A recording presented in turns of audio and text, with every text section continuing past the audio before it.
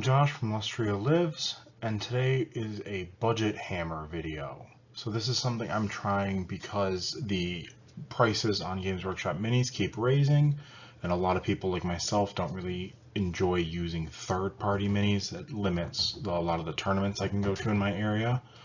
But the hobby is becoming more and more expensive as days go on. So I thought it might be fun to try and discuss how to start a new faction, starting with Seraphon, of course, as budget conscious as possible, while not limiting yourself too much. So with that kind of brief outline, let's go ahead and get into the video. So first off, this is not going to be a discussion of the cheapest possible list, because for every army that would basically just be figure out what unit is the most points per dollar and then just spam that unit 10-15 times, and there you go, you have a legal super cheap list. But it's not really fun to run 15 of the same unit in most armies, so we're going to be discussing the cheapest list you can make that is at least somewhat viable, has a decent variety of units, basically what the cheapest way to make an actual collection or army out of that faction would be. Furthermore, we're not going to be including faction terrain, as in some armies, such as Slaanesh, it's not really necessary to how the army plays, and in some factions, like Sylvaneth or Seraphon, there are easy ways to proxy it for much cheaper than the actual terrain costs. For our Realm Shaper engine in particular, it is a really cool model. I love it a lot, but there are ways to just get a box-shaped temple building and make sure it's the right base size for your home games at the very minimum.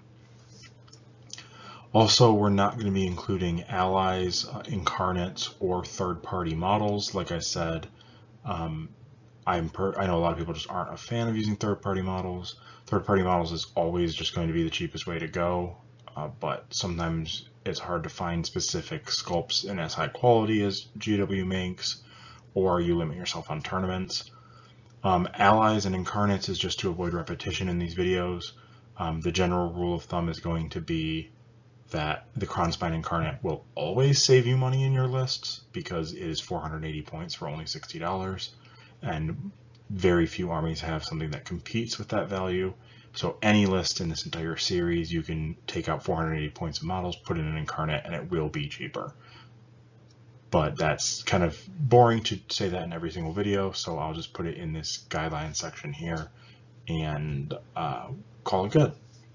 Finally, we're going to be using MSRP prices as a baseline. You usually can get things cheaper third-party off eBay, used models. A lot of local game stores have a 10 to 15% discount, but because that can vary widely by what country you're in or by what your local game stores look like, we're going to just use the United States MSRP as our general rule of thumb. And for reference, anything under $400 for a 2,000 point army is a pretty good deal at this point. Alright, now getting into Seraphon specifically, you can see here I have every unit in our book listed by what its MSRP is and its point cost, along with its points per dollar, and I've highlighted some specific ones here. In general, our biggest strengths for this is that several of our monsters come with free foot heroes, such as the Old Blood on Foot that comes with the Troglodyte, or the Skink Priest that comes with the non-Engine of the Gods Stegodon variants.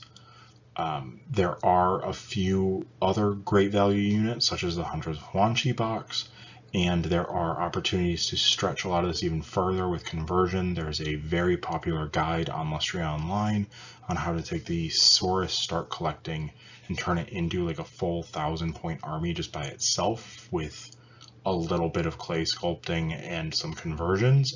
I will link that guide below. But without any converting skill, or if you're too nervous, but in general, we're looking at this from a new player standpoint, someone that's not that interested in converting or just doesn't feel like it's something that they have the skill to do or are too nervous to do. So we're looking at this as the baseline models that you get in the box, with the only conversions being weapon swaps or putting them up on a rock to become a character or things like that. Finally, the Source Guard is one of the best value boxes that we have. However, they're only sold in the box of 15. And outside of occasionally taking 10 with Croak, you normally are never going to take more than 5 in a list. So that box, while a great value, isn't actually going to add that much to your collection for most armies. So we're usually not going to be considering that box as a good budget option. Alright, so rather than just going through a army list that's just text on a screen, I think it's a little bit better to show what the army would look like after you've put the budget guidelines that we talked about into practice. So here we have a Saurus themed force and a Skink themed force. Both of these are made with just 4 boxes at the moment, and they're both fully legal 2,000 point armies. So first off, this Saurus force, the Aether Wings are the stand-in for Terror Wings, as those aren't currently in Tabletop Simulator. But this would be 2 Saurus Start Collectings, a box of Hunters of Huanchi, and a single kit of Stegodons. We end up with 3 units of Saurus Knights, 2 units of Saurus Warriors, an Old Blood. The Warriors and the Old Blood aren't the best, but they're perfectly fine for starting out. The 2 units of Hunters of Huanchi, the Terror Wings as a chaff unit, Stegodon Skink Chief, which is always great in Coalesced, 2 Carnosaurs, and then you can use the Skink Priest from the Stegodon kit as a Skink Priest, and you can use one of the Skink Oracles from the Troglodon on a base as the Skink Star Priest. Don't worry, your opponents won't ever care that it's not the exact skink with a staff model, and if they do, you probably shouldn't be playing that person.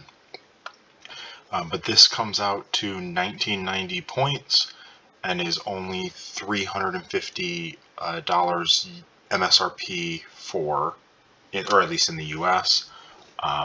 If you get these secondhand or on eBay or used or from a local retailer with a cheaper discount, you can probably pick this whole army up for under $300, which is pretty good.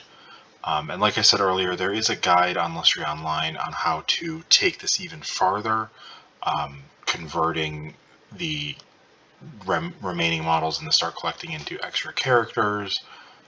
Like you have 1 Saurus Knight left that can be a Scarvet on Cold One. You can make an Astrolith Bear out of that kit. You can actually, if you have some decent skill with modeling clay, you can get a whole extra Troglodon out of that kit, so you'd have 2 entire extra dinosaurs here. But that's all definitely optional extras. This is a really good army as a starting force for not that much in the first place. Right, and then if you like skinks a bit more than Saurus, over here we have the Thunder Lizard force. I would still, even if you're going into skinks, I would recommend staying away from Starborn for your early games, at least while you're on a budget, because the Astrolith Bearer is expensive for its points, Aslan is expensive for its points.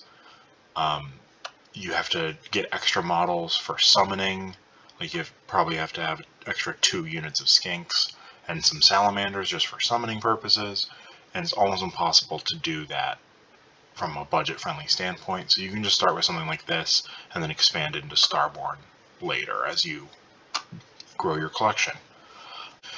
So this side here is 2 Stegodon kits, a Skink Start Collecting, the Hunters of Huanchi, and then 1 additional box of Skinks. That should give you 36 Skinks total.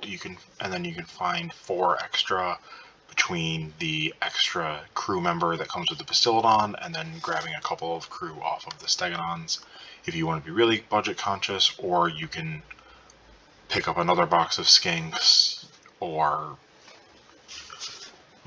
grab them secondhand or used, since you'd end up with 36 out of the 40 that you need. So this is an Engine of the Gods, Stegodon Skink Chief General, Bastillodon with Solar Engine, the 2 units of Hunters of Huanchi and their Terra Wings, 1 Star Priest from the Start Collecting, 1 Priest from the Skink Chief kit, the pterodons, and 40 skinks, as I said earlier. This isn't as cohesive of a force. Skinks aren't all that good in Thunder Lizard anymore, but this is definitely a wide range of skink models. It's a really good start to a thematic force, and has the added benefit of these models probably not being replaced in our upcoming range refresh. So this, with all of those kits put together, comes out to $360 retail in the US, which is just a hair over the Source version, but again, depends on if you get things secondhand or not. Alright, so yeah, so those are the two coalesced starting armies I would recommend. Let me know if you want a Starborn version of this, but I can't make a Starborn army for under like almost $500 because of all the extra things you need for summoning. At least one that's not one that is somewhat viable and isn't just spamming a bunch of bad or redundant units. And yeah, that's about it. Alright, so thank you for watching. I hope this was informative. I hope that if you were on the fence about getting into Seraphon, this might have put an army in your budget. And let me know if this is something you'd be interested in me going through all of the factions for. If so, what one you'd like to see next outside of my requisite Seraphon. And then don't forget to like, subscribe, all the other YouTube-y things, and I'll see you in the next video.